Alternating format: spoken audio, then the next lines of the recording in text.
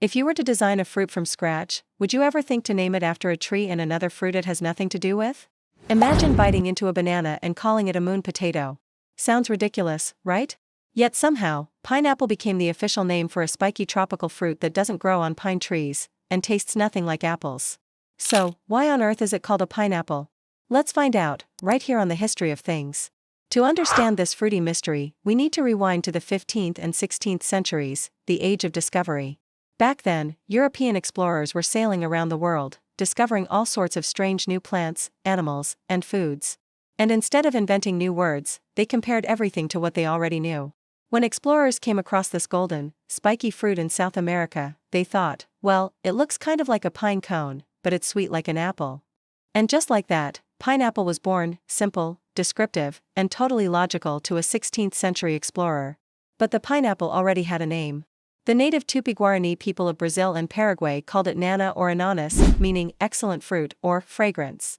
That name stuck across much of the world: French ananas, Italian ananas, German ananas, even Filipino piña. Only English decided to be, well, English, and called it pineapple. By the 1600s and 1700s, Europe went absolutely crazy for pineapples. They were so rare that growing one in cold climates required expensive heated greenhouses. A single pineapple could cost the modern equivalent of thousands of dollars. In fact, people rented pineapples just to display at parties, untouched, like a trophy of wealth and exploration. Soon, the fruit became a symbol of hospitality and luxury. That's why you still see pineapples carved into old doors, furniture, and even hotel logos today. Here's a fun fact: pineapples don't grow on trees. They grow from the ground, each plant producing a single fruit. And technically, a pineapple is a cluster of berries fused together. So when you slice into one, you're cutting through dozens of tiny fruits merged into one.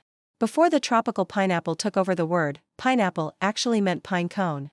So if you went back to the 1400s and said pineapple, people would picture a pine cone, not a tropical fruit salad. So, while English might have taken a weird naming path, the story behind pineapple isn't wrong, it's historical.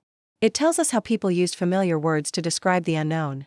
Next time you slice into a pineapple, remember, it's not a pine, it's not an apple, it's a sweet reminder of exploration, discovery, and a little linguistic creativity. Thanks for watching the History of Things.